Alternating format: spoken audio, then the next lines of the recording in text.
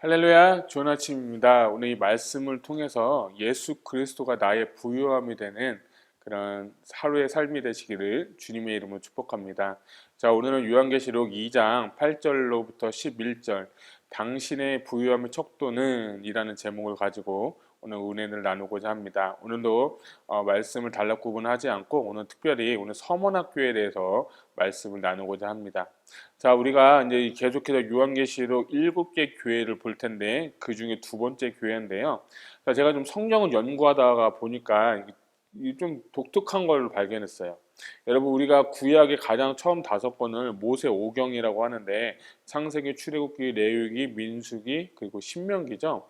자, 우리가 잘 알듯이 이 요한계시록과 좀 비교해서 본다면 1장에 나타난 하나님에 대해서 묘사할 때 어제도 계셨고 이전에도 계시고 장차 오실 분이다라고 하면서 하나님의 영원 전부터 영원 끝까지 계신 그분을 창세기에서 1장의 그 창조의 그 사건을 통해서 하나님을 계시하셨다라고 이렇게 볼 수가 있습니다. 그래서 요한계시록 1장은 어떻게 보면 이 창세기와 비슷하다. 창세기 1장부터 11장은 원역사라고 하는데 그 원역사와 1장은 좀 비슷하다 이렇게 볼 수가 있으면 좋겠습니다. 그리고 나서 이제 출애굽기를 하잖아요. 출애굽기에 모세를 부르시고 홍해를 건너고 또 이제 가나안 땅 들어가기 전에 이제 광야 생활을 하는데 그때 누가 계시되냐면 예수 그리스도가 계시가 되셨거든요. 그 출애굽기에 나타난 뭐 유월절 어린 양의 피, 또 마라의 쓴물, 또 홍해를 가르는 것들, 그 모든 것들이 다 예수 그리스도를 계시하고 계신데 그것 또한 1장의 예수 그리스도에서 이 사도 요한이 계속해서 주님을 묘사하고 있는 것을 볼 수가 있습니다. 자, 그리고 나서 이제 우리가 중요한 건 이제 출애굽기 25장부터 정확히 말하면 출애굽기 20장에 10계명을 받고 25장부터 민수기 10장 10절까지 그 출애굽기 25장부터 40장 그리고 레위기 전체 그 민수기 10장 10절까지 보게 되면 그때 하나님께서 시내산에서 모세에게 하라는 것이 몇 개가 있었는데 이 출애굽기 하반부에 보게 되면 성막을 지으라고 명령을 하셨거든요. 그리고 레위기에 가서 법을 주시고 민수기 10장 10절에서는 이제 또 다른 이제 인구 조사와 함께 이제 출동 준비, 가나안 그 시내산에서 이제 나와서 이제 광야를 지나서 이제 가나안 땅을 들어가게 하기 위한 것이고, 또 신명기에 가서는 이제 모세가 고별 설교하고 레위기를 재해석하는 그런 사건들이 나오는데, 저는 다른 분은 설교 어떻게 하셨는지 모르겠지만 왜 하나님께서 2장과 3장에 7교회를 주셨을까라는 것이 좀 묵상을 하게 됐어요. 그리고 그것을 구약과 함께 매칭을 시켜보니까 하나님께서 출애굽기 25장부터 40장까지 성막에 대해서 지으라고 하셨거든요.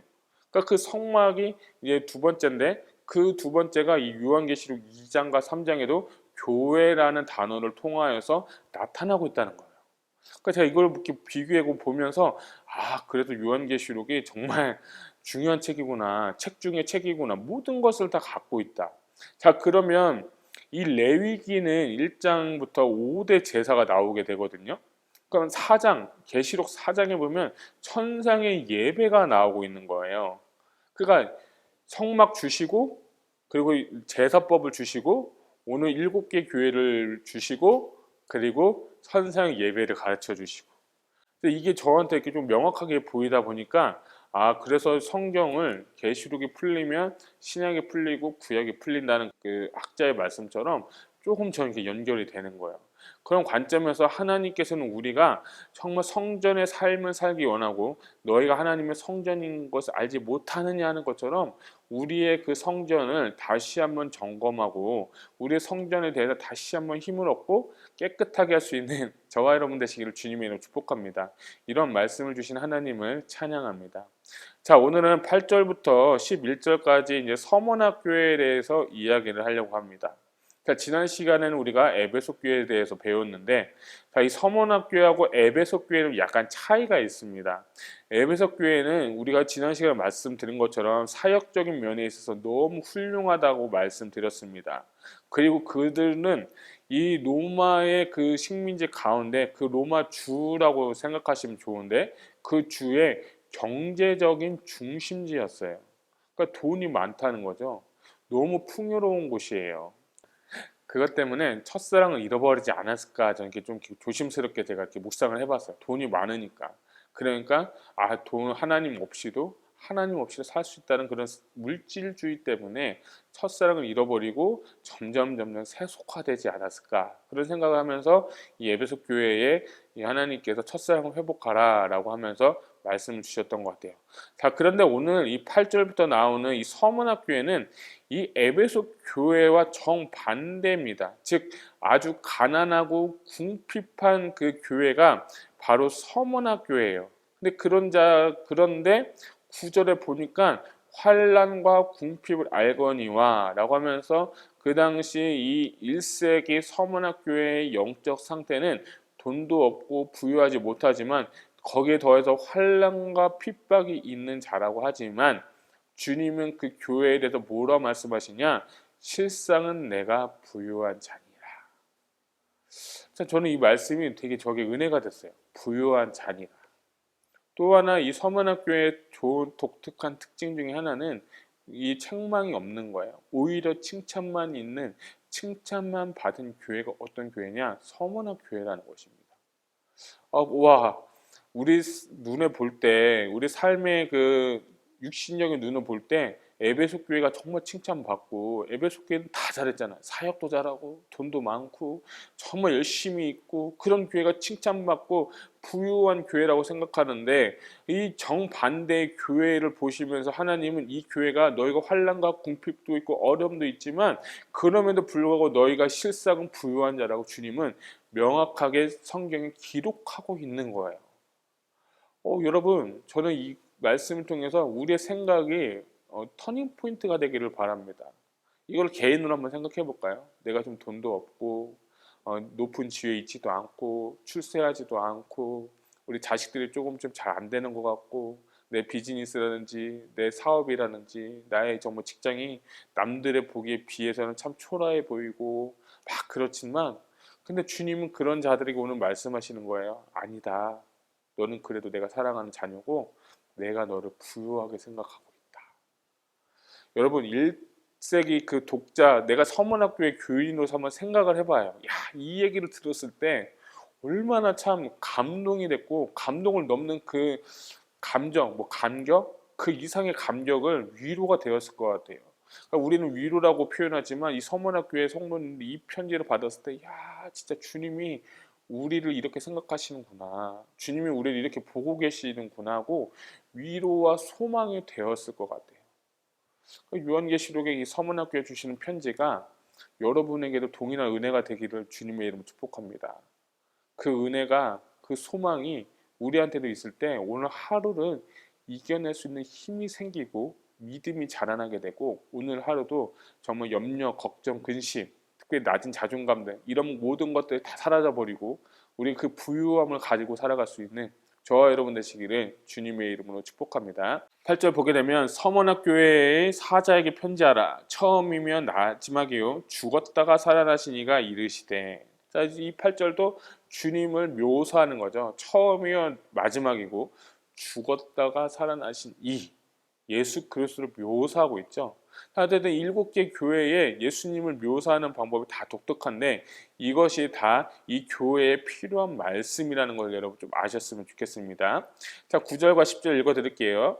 내가 내 환난과 궁핍을 알거니와 실상은 내가 부유한 자니라. 자칭 유대인이라 하는 자들의 비방도 알거니와 실상은 유대인이 아니요 사탄의 회당이라.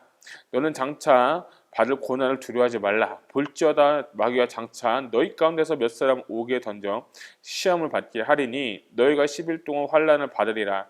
내가 죽도록 충성하라. 그리하면 내가 생명의 관을 내게 주리라. 아멘.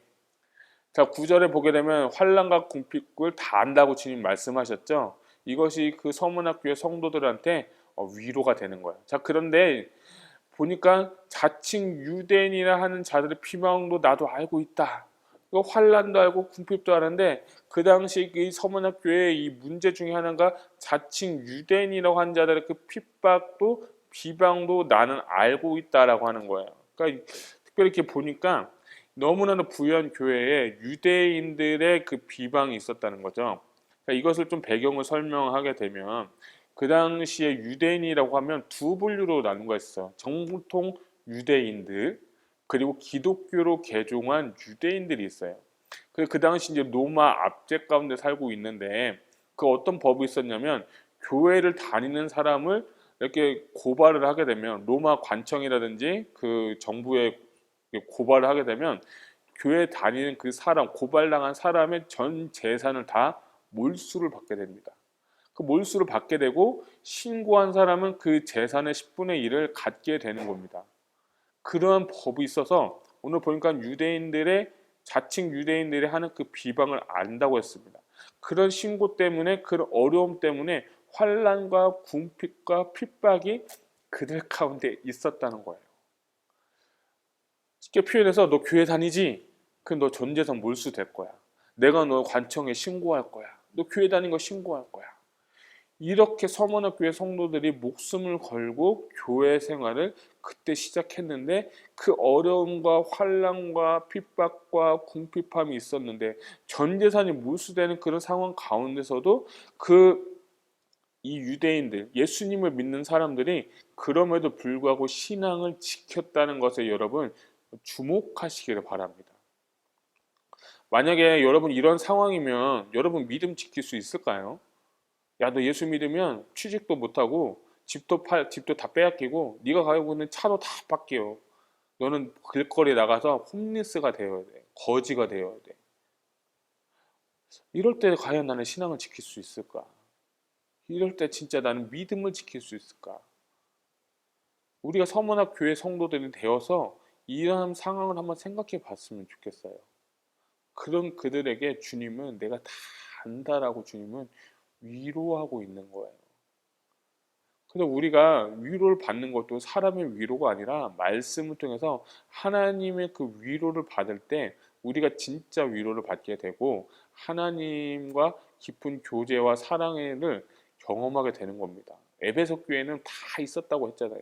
정말 경제적으로 부유하고 정말 사역도 끝내주고 교회도 외형적으로 볼 때는 너무 좋은 교회인데 그럼에도 불구하고 그 교회는 주님 앞에 책망받았는데 이 교회는 외적으로 볼 때 아무것도 없고 돈도 없고 재산도 없고 유대인들은 회당 그 사람들이 와서 막 깽판 치고 고발하고 교회 안에서 서로 막 이렇게 그래서 뭐 긴장감과 텐션이 있고 그것 때문에 핍박받고 재산 다 뺏기고 궁핍하고 환란이 있는데 그럼에도 불구하고 주님은 이 교회를 사랑하시고 이 교회를 축복해 주시는 걸 볼 수가 있습니다. 그래서 우리에게 오늘 주시는 하나의 통찰력과 메시지는 눈에 보이는 것이 다가 아니라 하나님이 보시는 것이 다라는 겁니다. 육적인 눈을 열어서 영적인 눈이 띄어지기를 주님의 이름으로 축복합니다. 하나님이 보시는 시각으로 하나님 보시는 그 눈으로 바라보게 되면 우리가 이 땅을 살아갈 때 이 힘을 얻고 위로를 얻고 소망을 얻는 것입니다. 저는 이 서문학교회 성도님들을 직접 만나보지 못했지만 내가 만약 서문학교회 성도라면 어땠을까 한번 제가 생각을 해봤어요. 여러분은 어떻게 하시겠습니까? 그럼에도 불구하고 이들은 이겼습니다. 그럼에도 불구하고 그들은 승리했습니다. 왜냐? 그 안에 예수 그리스도가 계셨다는 거예요. 8절 다시 한번 보게 되면 처음이요 마지막이고 죽었다가 살아나신 이가 있다는 겁니다. 그래 너희가 조금만 힘들고 어렵지만 죽었다가 살아나시니 예수 그리스도가 너희와 함께 하기 때문에 두려워하지 말라는 거예요. 그래서 10절에 가서 보니까 너는 장차 받을 고난을 두려워하지 말라. 볼지어다 마귀가 장차 너희 가운데서 몇 사람을 옥에 던져 시험을 받게 하리니 너희가 10일 동안 환난을 받으리라. 내가 죽도록 충성하라. 그리하면 내가 생명의 관을 내게 주리라. 이 말씀은 나 예수 그리스도 죽었다가 살아났다. 차라리 핍박을 받으면 뭐 견뎌라 힘내라 이게 아니라 차라리 죽어버리라는 거예요. 예수 믿다 죽어받아라. 그럼 차라리 그러면 내가 생명의 면류관을 내게 주리라라고 주님은 약속하시는 거예요. 그래서 자신은 나는 죽었다가 살아났다. 고난 가운데 있었지만 나는 아예 죽음을 택했고 살려고 몸부림친 게 아니라 십자가에서 죽고 난 후에 나는 다시 살아났다 라고 하면서 자신을 계시하고 있는 것을 볼 수가 있습니다. 그래서 요한계시록을 잘 깨달으면 십자가를 깨달을 수가 있고 십자가를 깨닫게 되면 예수 그리스도의 생애가 보이게 되는 겁니다. 그래서 여러분 이 말씀을 가볍게 듣지 마시고 진심으로 나도 이런 상황이 있을 때 어떻게 할 수 있는지 한번 생각해 보시고, 그분은 죽었다가 다시 살아나셨던 것처럼 우리도 죽을 것 같지만 이미 우리의 육신은 죽을지도 모르겠지만 우리의 영은 살아서 하나님 나라에 들어가게 되는 줄 믿으시기를 주님의 이름으로 축복합니다. 아멘.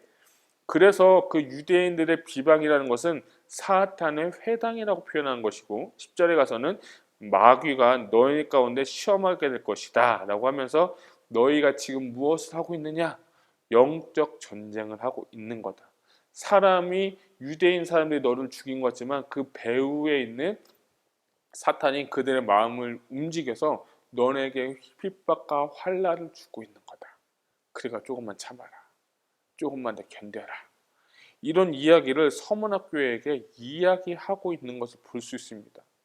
그래서 이 서문학교회는 칭찬받는 교회고 위로가 필요한 교회이기 때문에 이 책망이나 그런 권면의 말씀이 아니라 이것은 이 서문학교회 성도들한테 편지를 써서 보내고 계신 겁니다. 그래서 우리가 알 것은 주님이 다 알고 계신다. 주님은 다 보고 계신다. 이 믿음 하나만 있으면 우리는 모든 환난도 이겨낼 수가 있습니다. 그런 저 여러분 되시기를 주님의 이름으로 축복합니다. 자, 10절을 보게 되면 너는 장차 받을 고난을 두려워하지 말라. 아멘. 볼지어다 마귀가 장차 너희 가운데서 몇 사람을 오게 던져 시험을 받게 하리니. 그러니까 너네 고통 받는 거예요. 그 사람 중에 몇몇은 고통 받는데 환난을 이기고 역경을 이기면서 너의 신앙이 단련될 거다. 순교자도 나올 것이다라고 하면서 이야기하는 거 있죠. 그런데 너희가 10일 동안 환난을 받으리라.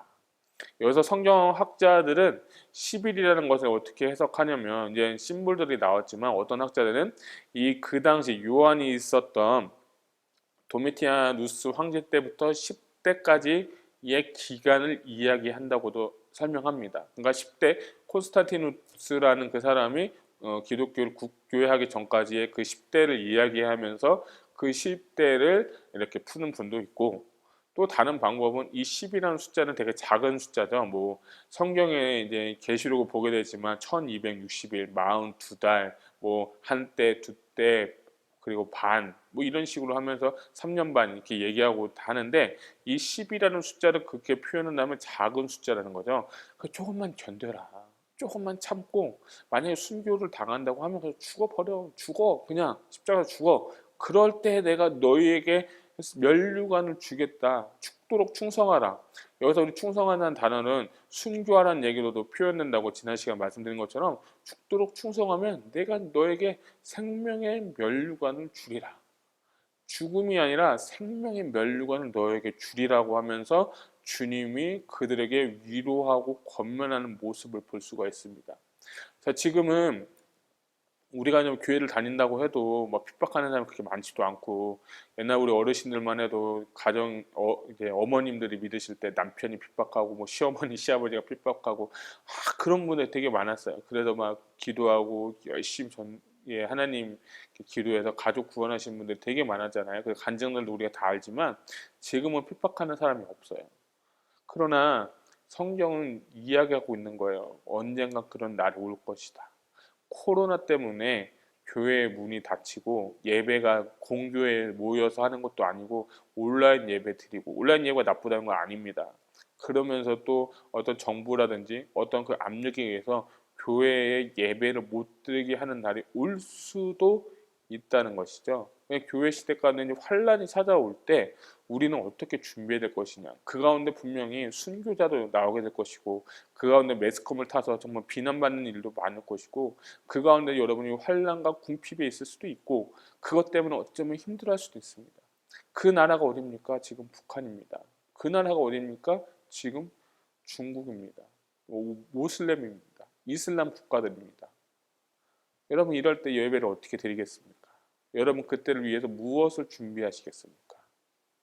오늘 서문학 교회 같이 어렵고 힘들지라도 참고 인내하고 견디는 여러분 되시기를 주님의 이름으로 축복합니다.